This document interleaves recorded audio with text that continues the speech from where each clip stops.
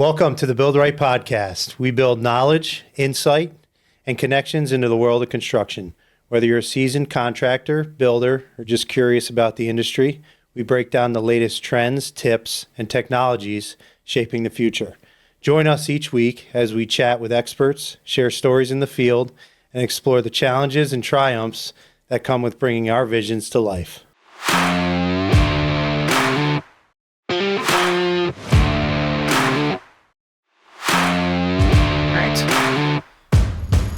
Welcome, everybody. I'm your host, Scott Raffensperger. With me today is Anthony Guidarelli again. Thanks for coming on again, Ant. Hi, Scott. Thanks for having me back. Absolutely. We touched base on a lot of stuff last time, but I thought it was integral that we did a part two because we have a lot of material to cover.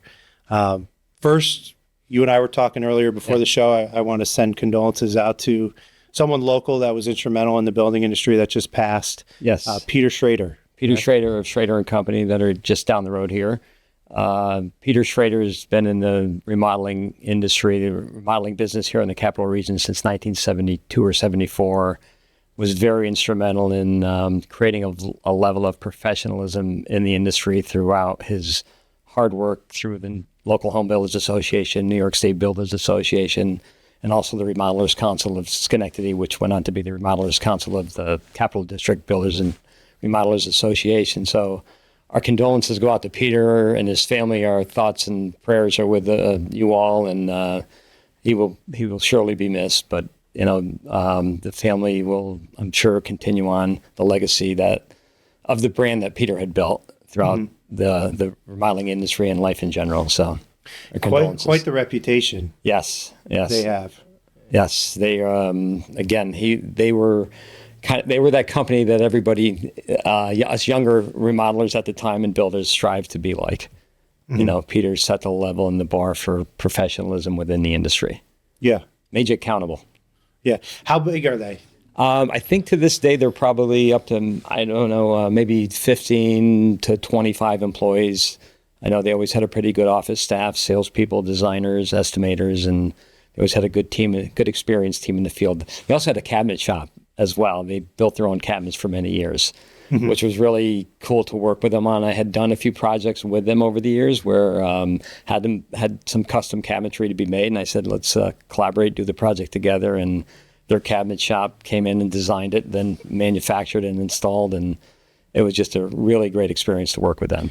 Would they sell to other builders or just they do for their own projects? They'll sell to other builders. I haven't done business with that cabinet shop in a few years now, probably about 10 years. I know they're still at it, but they've always been open to networking with other builders and remodelers, and they really put out a really high-end cabinet line.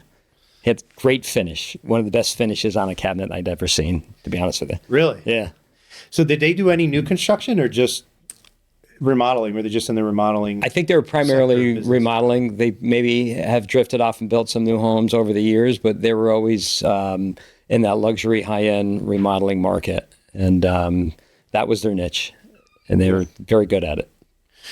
I think that this is a good start to segue into what we were talking about yesterday and what we wanted to focus on mainly today, which is having a business plan. A lot of people focus on new homes and remodels, and they're bouncing back and forth, and they can never really scale or grow. Yeah, it's like I said at one point, it's almost like pick a lane. Yeah. But understand who you want to be and what you want to be. What dynamic, what is the dynamic of your future growth? Where do you want to be? Do you want to, at the end of the day, do you envision your company having 10 employees or 25 to 50 employees? What do you want to be and how are you going to get there? And is that a reasonable and logical business plan in the market conditions that we have in our region? That has a lot to do, with the ever-changing market conditions. Again, when Schrader started his company back in the 70s, there may have been one market condition where he saw opportunity. And now, as time has evolved, other opportunities in the market have come up, and other industry people have figured out how to capture those markets. So it's a combination of things, I think, as you move forward. Did you ever write a business plan? Never. No, that was probably a mistake. Strategy plan, or work with any coaches? I did not. No, the most of the coaching I had received was probably from the Remodelers Council that was chaired by Peter Schrader at the time and other veteran builders and remodelers. I looked forward to that once a month or once every 2 months.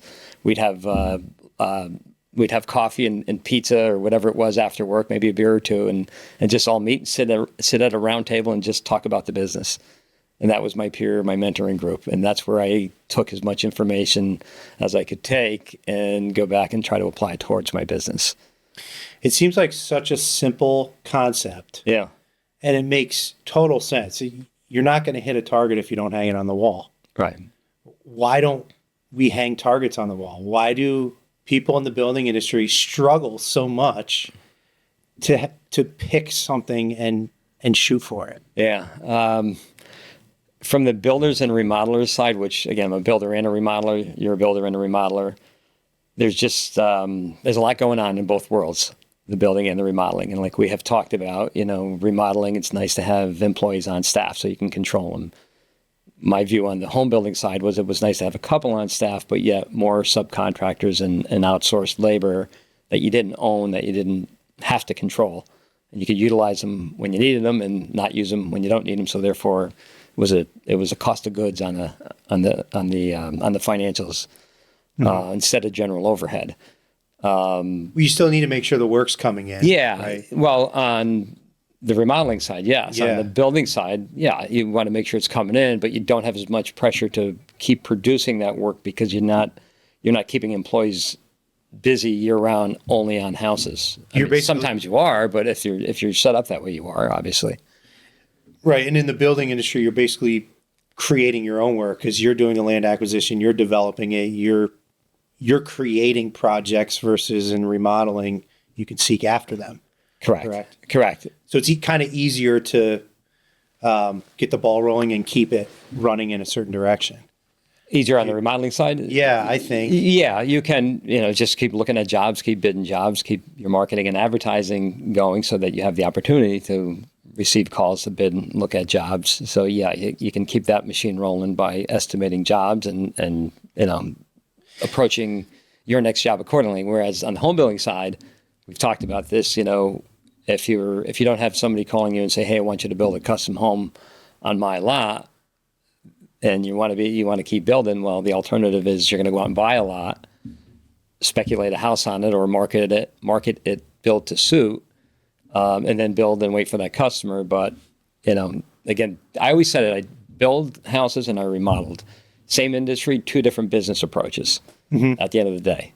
Do you think it's more conducive for someone to go into the remodeling around us because of the market and the climate here with new construction versus rentals? There's always going to be a need for renovations. Yeah, I don't know if it's just this climate, but I think, again, I was just away on vacation and I was kind of studying the market where I was, and there was a lot of remodeling work going on, and there was a lot of new homes going on. Florida, on the West Coast, and this particular area got hit real hard with a hurricane, so there's a lot of rebuilding going on. But in previous years, when we've gone to that same location, there was always building and remodeling going on. If they're not building it new, they're renovating something that maybe needs remodeling or doesn't, but there's always a remodeling base down there in that particular area. It's the luxury remodeling area. Have you ever built in Florida? No. No projects at all? No, never done anything in Florida. You need a New York State, you need a Florida license, a contractor's license to build or basically perform any home improvement service in Florida. You need a license. Really? Yeah. Do you think that's why there's such a need down there? I don't know if it's need or I think some of it's need based when they have the storms, and then it's luxury based. It's what's the word? Not necessity. It's not necessity based. It's basically it's luxury. It's what's the word? I was trying to help you here. I can't think of it. It's desire. I mean, they choose to have the kitchen remodeled that you look at and say, geez, this looks pretty good to me. It's only 10 years old, but they just want to upgrade it and make it fresh and new. So it's driven by desires and the necessity of maybe just improving things for the sake of improving things aesthetically. But there's that necessity part down there that's very strong right now because of the past hurricanes. Yeah. And I think that's, I've always said it up here too. We've always had a good, strong, stable remodeling market. there's always homes to be remodeled, whether it's necessity or luxury. Yeah. So do you think that the process is easy down there to get a contractor's license? That's what I was hinting at with that question, Yeah. is to see if it's so hard to get those licenses in Florida, which creates a shortage. So now there's work backed up. Right. That's probably true. I would agree with that as well. It does take some time. I know a contractor that went through the process. It took him about a year and a half to get a license down there. Really? Yeah. That's a long time. And then when he finally got the license, the market kind of tanked down there, and he just said, I don't want to go down there anyways. So he never went down. I know another builder that builds up here, and he's also acquiring properties down there, and he's working through a builder that has a license. So he's kind of formed a relationship with a local down there that has a license and says, hey, let's partner up, and we'll figure out how to do deals together, and we'll work off your license. Is there any places in New York that require it other than New York City, maybe? I'm not that I'm aware of. Licensing used to come up every so many years within the state, and they would talk about it. Then our New York State Builders Association would get behind it and view it one way or the other, but it never took hold. So we never really had licensing really in front of us with a strong proposal to implement it. That baffles me. In a state where regulation is so prevalent, they're going to allow people to build homes without a license. Yeah. I've had pros and cons. My thoughts on it have been both ways over the years, and I'm starting, as I get older, I'm starting to think maybe it would probably be a good thing. It could be a good thing if it's handled properly. But yet at the same time, it could cause some other, tangles in the industry. So I think if licensing was ever established in New York State, as long as there were some good guidelines to it, so that you could operate freely and still have free enterprise within a licensing platform, and it wasn't overly restricted, probably wouldn't be a bad thing. It would help the legitimate outfits, for sure. Yeah. On the flip side, guys getting started. Yeah, I know when I got started, we were just running around with a pickup truck and basically a ladder hanging out the back, doing any jobs we could. So it would have prevented probably me from getting into the industry if I couldn't get that license. Or a lot of guys. And I agree. I was that same guy, and I remember I remember when the topic came up way back when I was started. I was not for it. I'm like, oh, what am I going to do? I've got to, I don't have the experience. Oh, so what does that mean? Now you've got to go and get training, which wouldn't be a bad thing, and then qualified, and which wouldn't be a bad thing as well. And it might end up being cheaper. The amount of mistakes that you made to learn. That's true. That's true. But that is an interesting topic. I'm surprised New York hasn't set anything in place. Yeah, like I said, I haven't seen it come up through the New York State Builders Association or our local Builders Association. That topic hasn't been brought up for a few years now. So I don't know if legislators have just kind of given up on it or just decided that it wasn't necessary.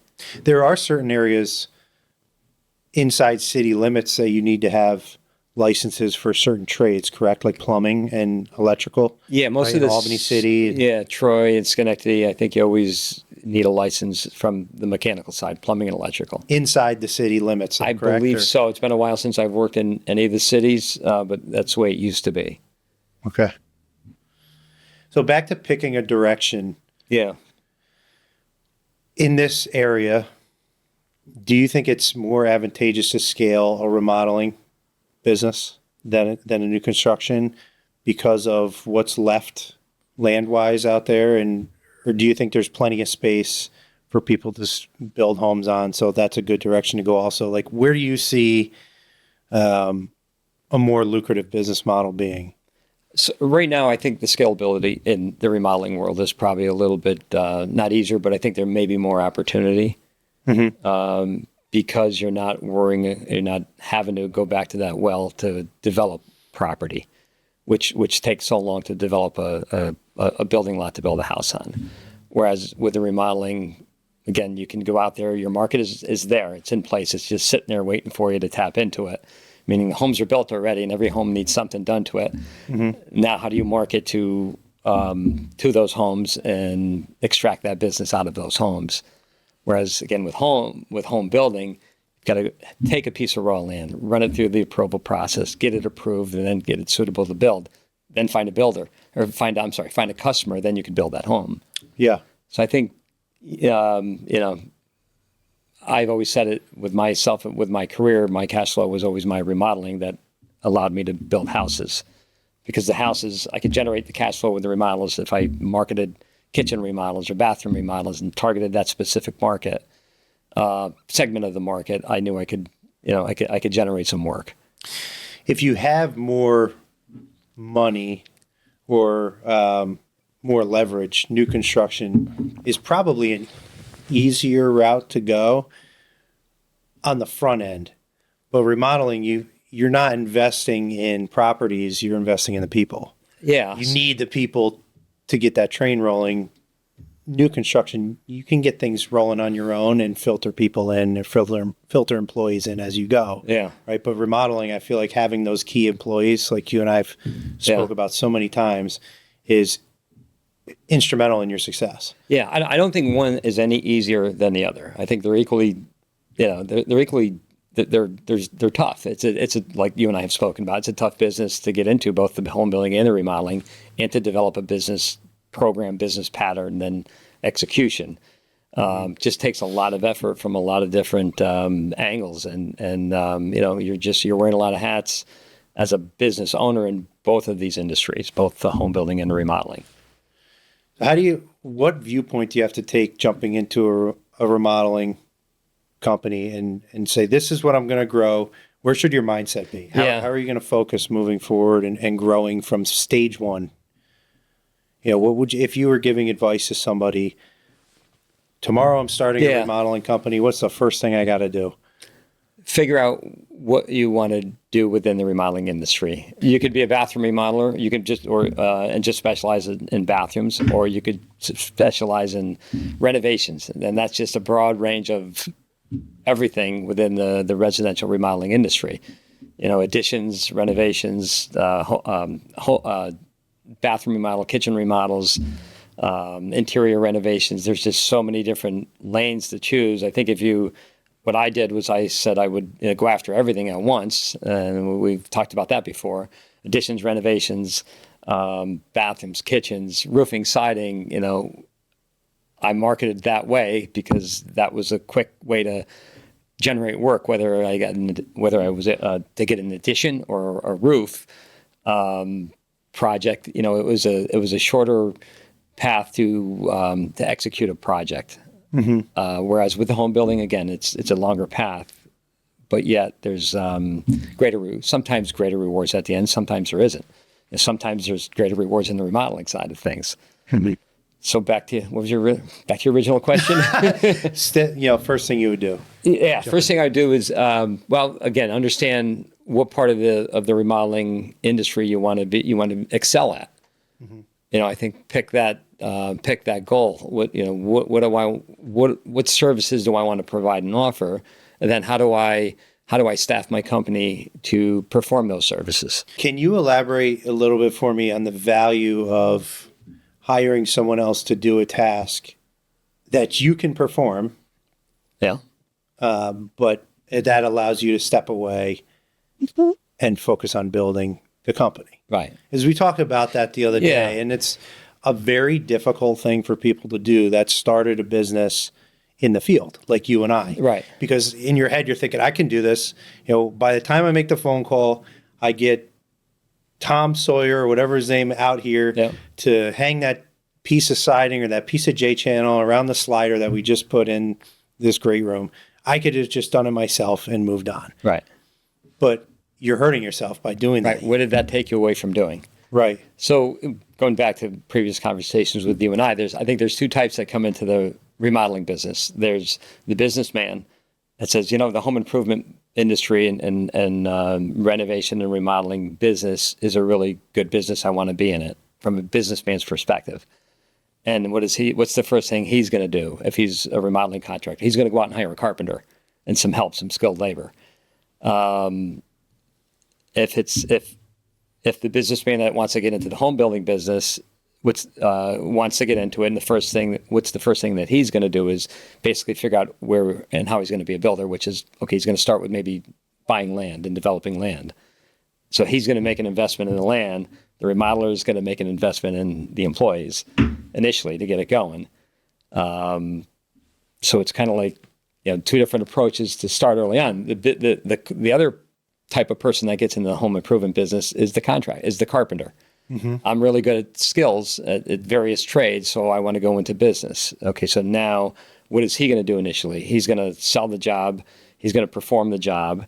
And then he's going to do the business side of it to see if he made money. And then he's going to go out and estimate the next job and get it. So it's a different dynamic. And sometimes that's a slower growth pattern for the carpenter that has gotten into the remodeling world versus the businessman. Because the businessman that doesn't have the skills is going to say, okay, I just sold one job. I plugged in a carpenter to execute that job. I'm going to go sell another one, plug in another carpenter, and just start multiplying, producing more jobs. So there's a way to do more volume. And so at that point, he's working on the business, not on the job, right? So if you're in the remodeling business and you're working on the business and not on the job, I think it gives you a greater opportunity to scale it and have a faster growth pattern. Oh, absolutely. And what was a skill and was an asset when you first started knowing the trades and being able to self-perform, once you hit that ceiling, it becomes a liability. It shifts right over. So now you're your own bottleneck. Right. But it's still, again, if you're a carpenter that got into it that way, it's by self-performing. When you graduate and elevate to that next level where you're a business owner, it's great to have all that experience behind you so that and understand how to execute and perform all those tasks to perform a remodeling project. So you have a better skill set for estimating and understanding the operational side of a job. So, those years of being in the field are not wasted years by any means. Yeah. How do you break that mindset of, I'm going to do this on my own, I know how to do it, to I have to step out? Yeah. I have to burn my ship. It's either stay the same or grow. I think it's that simple a lot of times. It's basically, you're going to stay on this pattern. If you stay in the field, you're going to probably stay at this level. Or if you stay in the field and you hire someone to run your business, yes, then at that point you could have the opportunity to grow. But if you're going to run the business and stay in the field, I think you're pretty much going to have a ceiling to your growth. In my opinion. It happened with me on my remodeling side. I just kept too close to the field, and therefore the remodeling side of the business didn't take off and explode. Yeah. Because I had a lot of work coming in, but I just liked being on the job. And that was by design, by choice. I loved being on the job. I loved doing both. I loved running the business, and I loved being on the job on the remodel side of things. And after talking to you a lot, I know you're extremely happy with where you are today. But if you could have picked a direction, home building or remodeling, and focus solely on that, what would you have picked? I don't know. When I got into it, I always wanted to build houses, and then I started remodeling that way. I started the way of remodeling, and then eventually was able to build houses. They both had pros and cons. A lot of it was based on market cycles as well. I think at the end of the day, I really don't know the answer to that question, to be honest with you, because we've done some really beautiful high-end renovation projects when I've walked away and said, wow, that was just so challenging. It was great. And look at the outcome. The family's happy. Everybody's happy. It was a successful project. I've had the same reaction with houses as well. So I truly can't answer that question. Did you ever have a hard time delegating? I got better at it as time went on. When I was early on, I was the young guy, and I would always hire guys that were older than me. So I had a hard time telling them what to do because I respected my elders. And if they had most of the time they had greater skills than I did. So it was, twofold, the layer of the respect, the amount of respect I had for them. But as time went on, I understood, okay, they're a tool that I have to work with, and I have to delegate. I have to manage them and lead them in a certain path for them to continue to have a good job and to continue on to be successful as a business. So as time went on, I would certainly improved on my ability to delegate. How many guys do you think top guys do you think you went through your career? So I had, over my career, I had three top guys throughout the whole course of my career. For one person for the first 10 years, that overlapped with the second person for about 4 years, had the second person for, 20 years. He was my lead. And then when he retired, I had another person come in for the last 10 years or so. So yeah, I've had three leads for my entire career. Over the years, I would mix people with them, lower level carpenters or labor or whatever it was, to assist them on projects when necessary. Yeah. But I pretty much, we were a 2 or 3 person operation for 90% of my business career. Okay. What are some things that you think make the construction industry so hard and particularly hard to scale? Yeah. 'Cause it's very people based. Yeah. But there's plenty of other businesses that are the success of the business is based on their employees. Yeah, I think it's skilled. They have. It's skilled labor. It's been on the. It's been a tough issue for the last 15 to 20 years. We had an aging demographic in the business that has now finally exited the industry. They were master carpenters, master electricians, master plumbers, or whatever they were. They were really good at their skills. And we just, the computer tech era came along. The emphasis on the trades declined. And then people were not getting into the trades. So we had this older generation that was on their way out, not being backed up by a younger generation that was filling the void. There were some, but just not enough of them. Mm-hmm. So that was always my own personal biggest challenge business-wise of growth, was trying to find that master carpenter time and time again. I got spoiled early on because I always had a really, really good carpenters that had just extraordinary skill sets. So I was able to take on those projects. And basically, when someone approached me, if I didn't know how to do it, I'd take it anyways, because I knew myself with my guys, we'd figure out how to do it. And you got to pay them good. And you have to pay them good. You have to give them a good job. You have to give them a reason to stay employed by you and to be committed to you. It's a two-way street. You're committed to them. They're committed to you.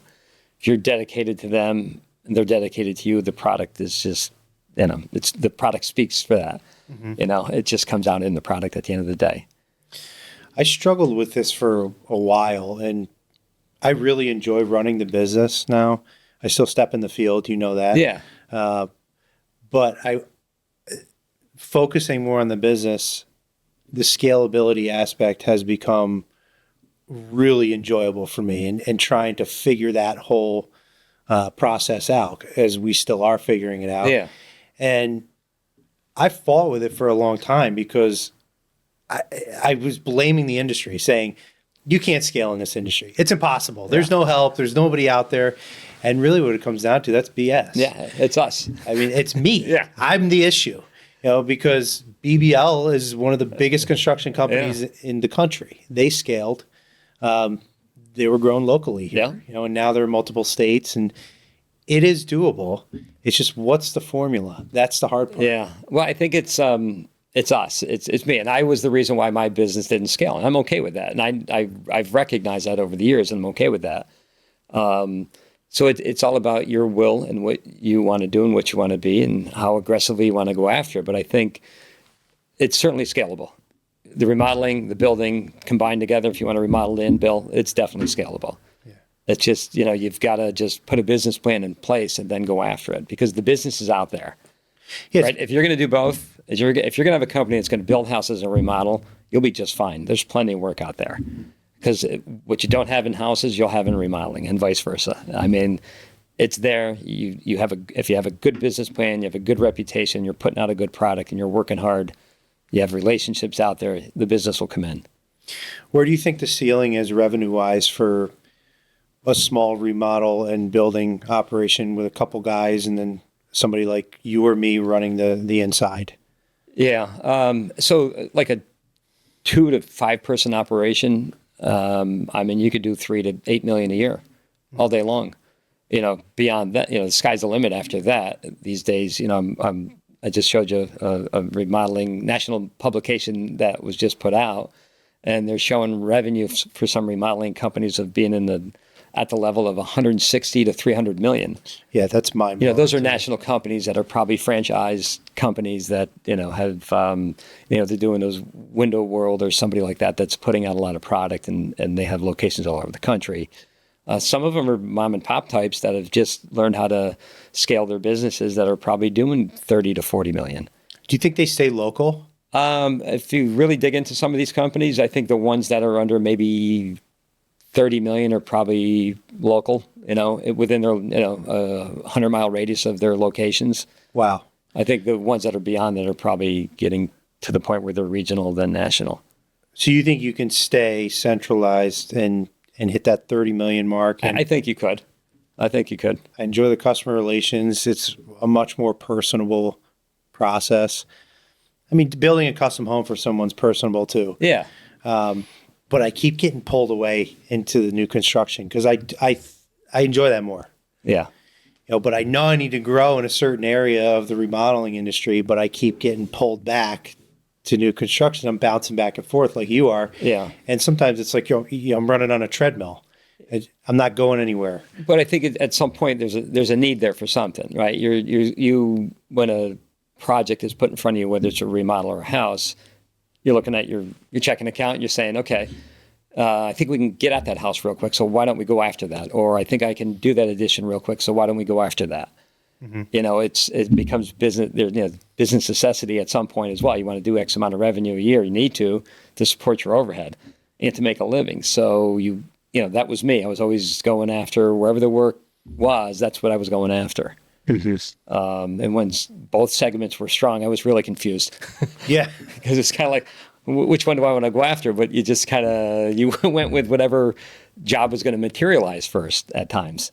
It is a house, and that house isn't going to start for 6 months. Yeah, well, let's take it. Let's get it on the books, but let's do these 2 additions ahead of that. So I was constantly bouncing back and forth between the two, which was okay. That's what I was doing.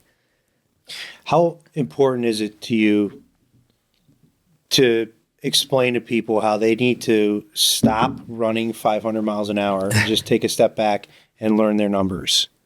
Because that is a huge issue with a lot of guys, my friends included in the industry. We talk all the time. I talk to a lot of people as well about not knowing their numbers, and they're hustling incredibly hard so they're able to make it and just push through, but they don't really know where they're at. Yeah. Or they're setting their margins because Tim's dad used to be a remodeler, and he said he charged X amount. Yeah. So that's what they put their markup as without really knowing where they need to be. Yeah. I think it's, I think you need to have a baseline of what it takes to run your business for starters before you estimate a job.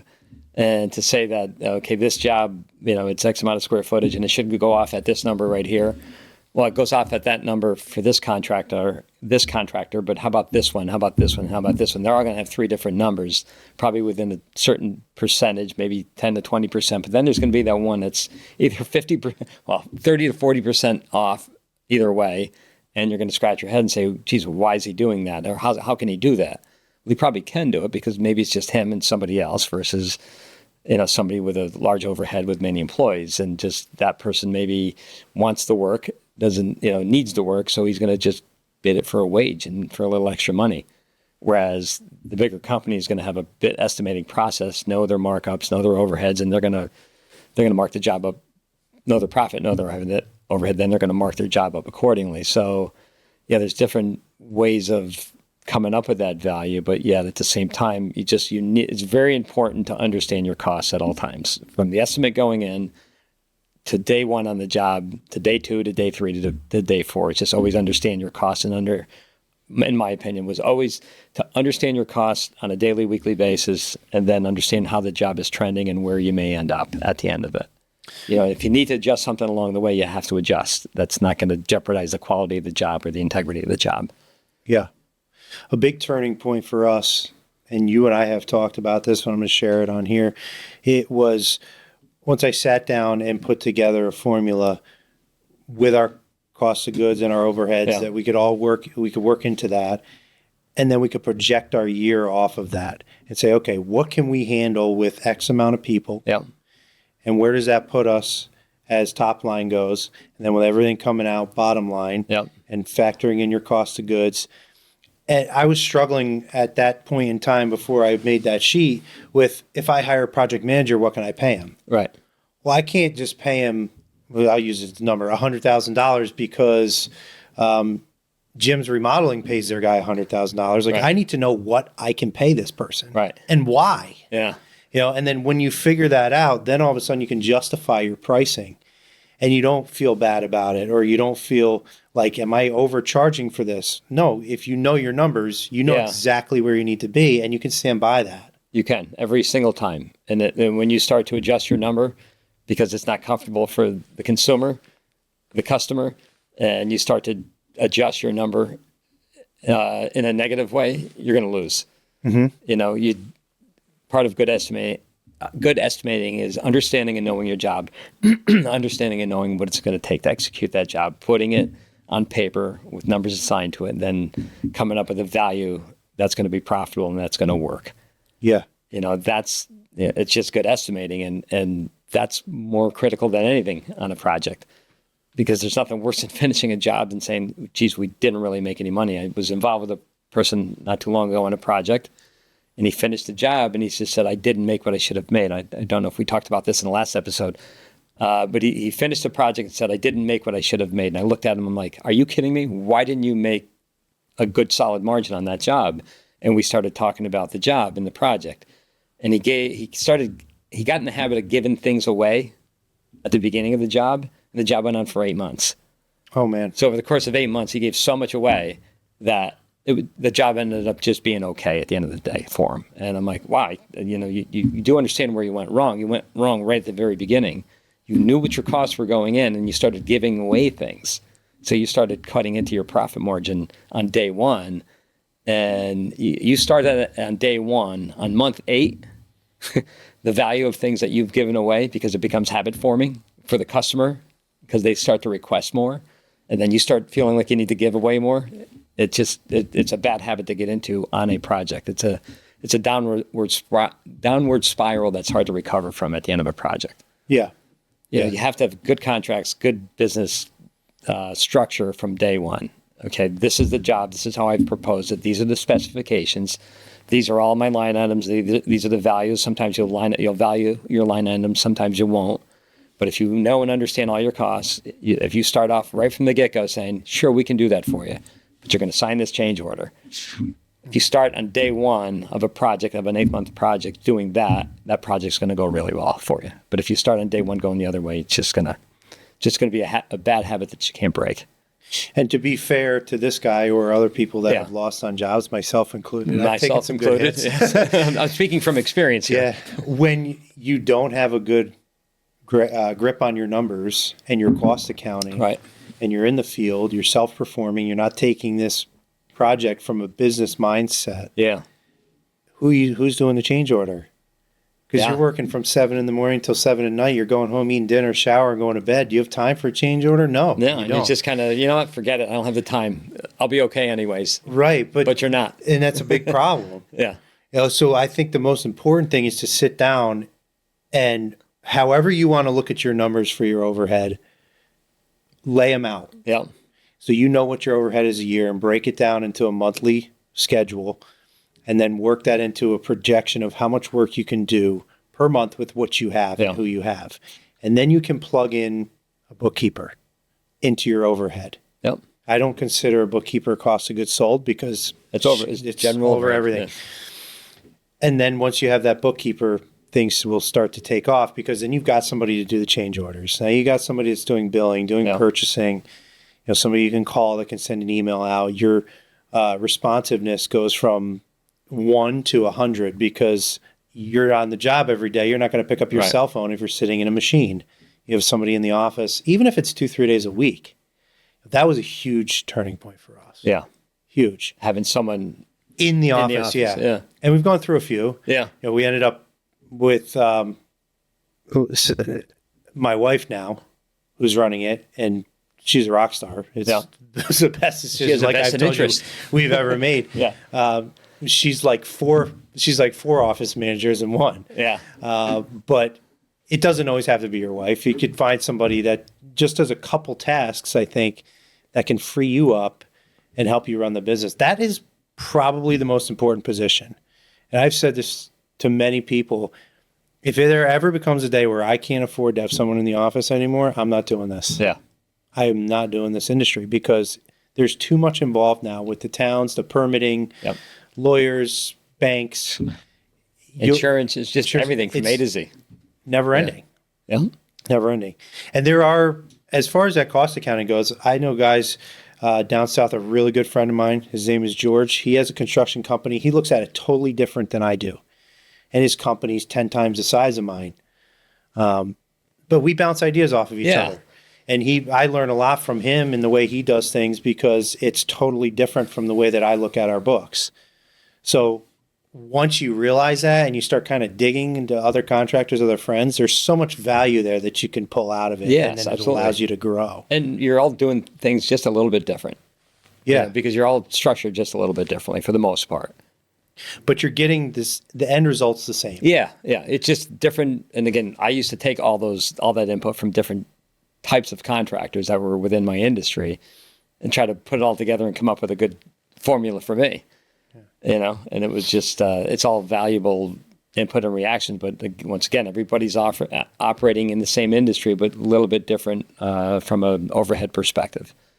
I bet you if you sat down with 10 different contractors and said, what's your markup? And they gave you their markup and you asked why, they would not be able, probably 9 You're out of 10. You're going to get 10 different answers. Yeah, or 9 out of 10 of them wouldn't know why they're marking up a certain percentage. Yeah. And then to take it a step farther, what's your margins? Yeah. And their head would explode. Yeah. But you really have to get a grip on that. It's so important. I think and I used to do this in probably right around the first of the year, which is always a good time to do that. But I used to do it because we weren't real busy. Try to just figure out what I needed what my overhead was, what my operating costs to run the business was. How many hours a year am I going to work? How many productive hours a year do we have to make money? And what do we want to make and how much? And what do we need to make and how much? Mm-hmm. Is it achievable? And if so, what types of jobs do I need to go after to make those values? And where's your break-even point? Yeah, where's your break-even point, right? Yeah, just so many variables. Like we keep saying, this is a really hard business to operate, but yet it's there's something about it that keeps us coming back for more. Yeah, and I'm learning every day with the business side of things. Yeah. But I'm somebody that grew up in the field. Yeah. Started as a laborer, worked my way up, and now I own a business and run a business. And if I can do it, trust me, anybody can figure out their numbers because it is not my forte and it's become it. And you start to find that enjoyment in it. I used to avoid it because I was nervous to see what the actual numbers were. Plus you were more focused on the task, the physical task. Yeah. And you're just like, we'll make money at the end of this. Yeah, exactly. Yeah. Exactly. But not knowing, why you charged what you did is such a detriment. You have to figure that stuff out. You have to know the business. You have to know and understand your numbers. You have to. It's either sink or swim over the long term. Even more so on the remodeling side. Yeah. Right? I mean, if you're building a spec house, the market's going to you can put whatever you want on there, but the end all be all is the market's going to tell you what it's going to sell for. Right. And like you and I were talking about as of late, sometimes the market's really tight and the margin that you're going to make may not be worth that effort in some cases if you're not buying the land right, if you're not pricing the house right, if your market is weaker than you thought it might be. Would that sway your decision to build? Would it sway it? Yeah. Yeah, absolutely. So you go into a spec house. Today it would. Maybe yesterday, a couple 10, 15 years ago, maybe it wouldn't. Maybe I'd build it anyways and say, okay, I'll work for a lot less margin, which I know I did. But today I'm looking at things a little bit differently, just because I'm involved with a lot of different things. So yeah, and I just had that conversation with somebody this morning. We were talking about a house selling at a certain price at a certain square footage, and I'm like, wow, that's I don't think I like that margin. I don't think I like the risk versus reward on that one.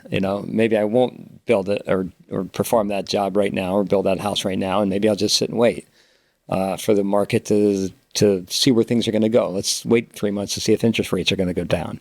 If interest rates go down, maybe that'll stimulate the market a little bit and the values can go up. Mm-hmm. So there's a lot of variables, that I see right now that could have an impact on today's market.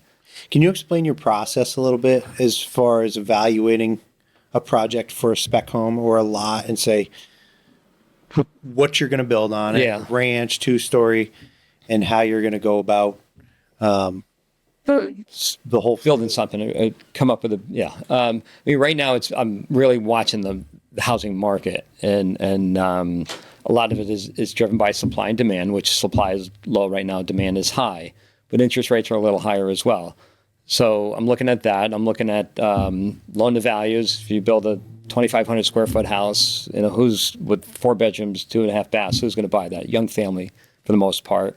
What can they qualify for? How much can they qualify for, basically? I guess for starters, what's that house going to sell for? And try to back into who's going to buy it and how many buyers are qualified to buy it at that price point. So again, 2,500 square foot house, what's it going to sell for? What do I need to? What's it going to cost to build it at that square footage? Then what do I need to sell it for? Then who is the buyer? And what can that buyer borrow based on minimal down payment?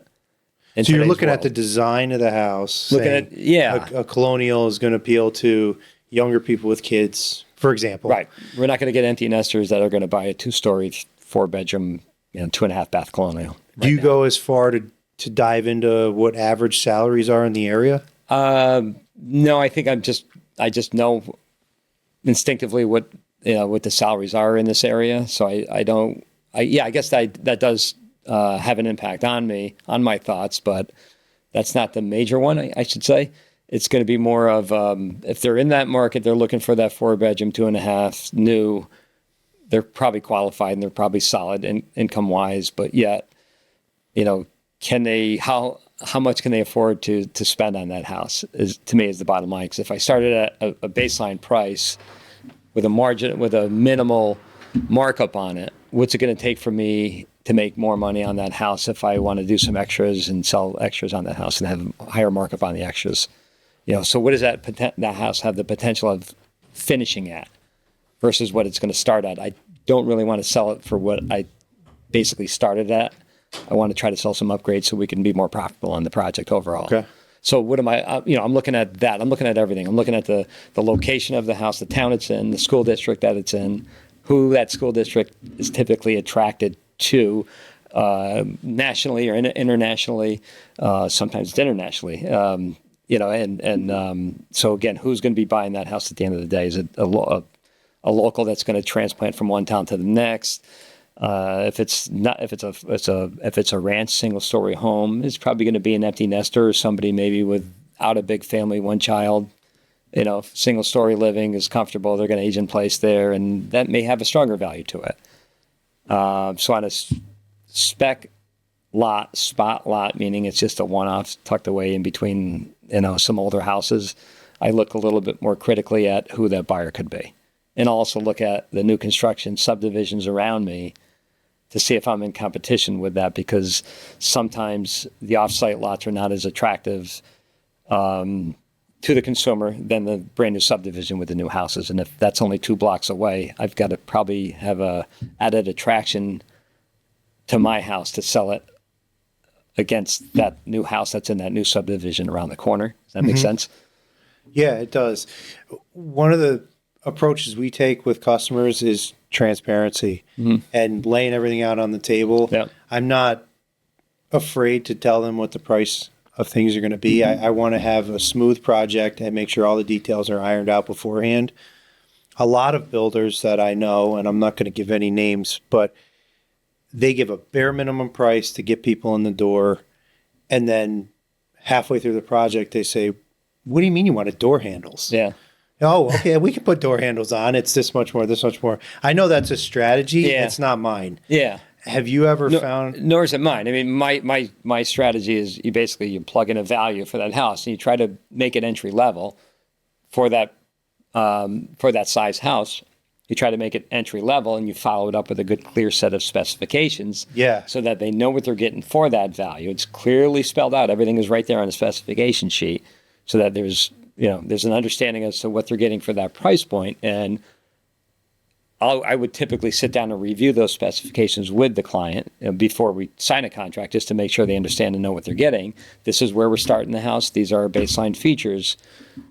As we go through every one, we can upgrade, but this is what it may cost you. We can upgrade. This is what it may cost you. So when it's all said and done, if they want baseline specs for baseline price, we can build it. Mm-hmm. I mean, I'd like to add more to it as we go to build the baseline of the price, to build the base price of the house up.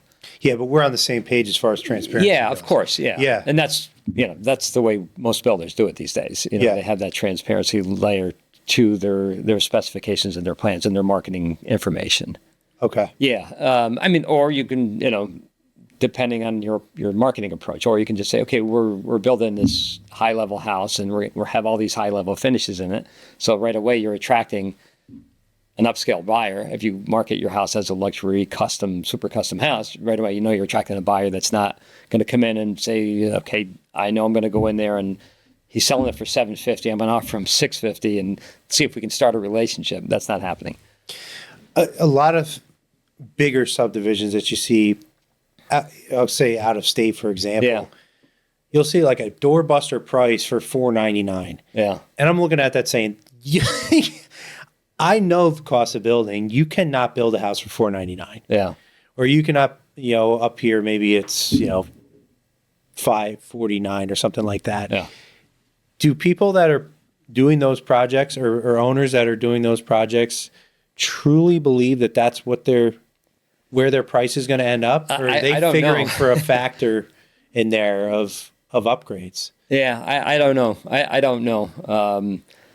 Do you know what I mean? Yeah, it's that, fast sales, high pressure approach, which we don't have a lot of that in this area. And when somebody does that, I mean, I think a logical person will, with today's world of information out there on the internet, you can do some quick searching to see if that's even a logical offer. They're offering 2,500 square feet at X amount of dollars. Well, that's $100,000 cheaper than everybody else. Let's Google it real quick just to see if this is legit. I mean, a consumer can pre-qualify that marketing approach pretty quickly, I think. So I have not experienced that much. I think it's tough today, even nailing down a price. Yeah, it really is. Throughout the estimation process. Yeah. If it takes you a month or two to get the plan set and estimated, the prices change in a month, every week, really now. How do you nail that down? It's obviously you got to build some, safety in there for you. One of the things we've started doing is allowancing more items. Yeah. So, it kind of, I haven't done the framing, but a friend of mine did a framing allowance when everything was going on with COVID. And I thought that was a brilliant idea. Framing material, yeah. So you're insulating yourself from that fluctuation in the market because he didn't know where lumber prices were going to be when they got to that phase of the project. And if they went down, then the customer was credited. So it kind of worked both ways. Yeah. Yeah. Again, we've had some strange market conditions, since COVID. And if you can structure a contract that way and they accept it, that's great. It's pretty safe. Mm-hmm. But yeah, it's as far as estimating today as to what prices are going to be, historical data. If you just finished the house, you know what things are going to cost you to some degree within a tight percentage difference. You can come close. But just to build custom is always a good way to build. I mean, a lot of times I have done projects in the past where they said I wanted a house at X amount of square footage. I'm like, well, it's going to be in this budget range, and it would include these things, and that's where I would start the conversation. If they said, well, that's okay because we're in that range, and maybe a little bit more, or maybe a little bit less. Well, if it's less, we're going to have a hard time getting there. If it's more, and you have not unlimited resources, but you have some ability to spend more, we can start at that baseline with these specifications, but let's just keep working it up and get to that threshold where you're getting what you want and you're not spending more than you have to. Yeah. That's a nice relationship when you can set a budget early on, say we're going to be around this budget and give a range. Are you engaged? Yes, I'm still engaged. I'd like to move forward. Okay, you understand, it's probably going to go to this next level. It has a potential if you keep adding things. We're okay with that. That's, if the consumer responds, we're okay with that, that's a nice relationship that you can structure a contract with. Yeah. And that's a nice custom build at that point, which we've done a lot of those over the years. Would you rather build a project out of pocket as on speculation and sell and say, this is what you get, pick your carpet color? Or would you rather work for a customer and work with them throughout the process and get paid as you go, and then in a draw loan structure? Yeah, I mean, they're both okay. As long as you have a good, solid contract on, either one is fine these days. Yeah, what's your favorite, though? What do you like better? I like to have a contract because you're Working with the customer. You're working with the customer. At that point, you're probably working with a lot of the customer's money at that time as well, and you're not working with your own. So maybe you could take your own and do something else with it, within the business. So that's a nice, those are the most enjoyable. So if you could do that every build, that would be your direction. That would be, yes. Okay. Yeah. Versus doing a spec is nice. You have the free will to do whatever you want when you want, and you can change things, but you also have that, you don't have it sold. True. And when you build a spec home, you're using money, and most of the time it's a lot of money. But it adds a little excitement. And it adds excitement to it. But you can have the market drop out from underneath you too, and you say, okay, geez, everything just locked up, and now banks aren't loaning money right now, and our rates went through the roof, and maybe I'm going to sit on this thing for 2 or 3 months, 4 months. Yeah. First spec house I built, I think we sat on it for 8 or 9 months, a year, somewhere in there.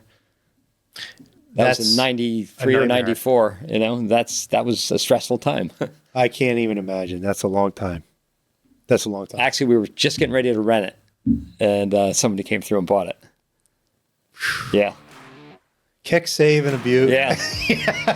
The second one, we ended up renting. Really? Yes, we did. But he gave us a good down payment, said, I'm going to buy it, within 12 months. And he gave us a good non-refundable. So we said, okay, we'll go for it. My God. Yeah. Can't imagine. But, well, listen, Ant, we are up. Are we really? It's been an hour? It's been an hour. Thank you for coming on again. Thank you for having me. There will be more. We just scratched the surface again. But with so many topics. Yeah. so many. But have a happy Easter. Yeah, happy Easter. Good rest of your week. Thank you so much. Appreciate it. If you guys are liking what you're seeing, make sure to subscribe and share. Spotify, Apple Podcasts, YouTube. Smash that like button. With me today is Anthony Guidarelli. Thanks again, Ant. Thanks for having me. I'm your host, Scott Raffensperger. Have a great week.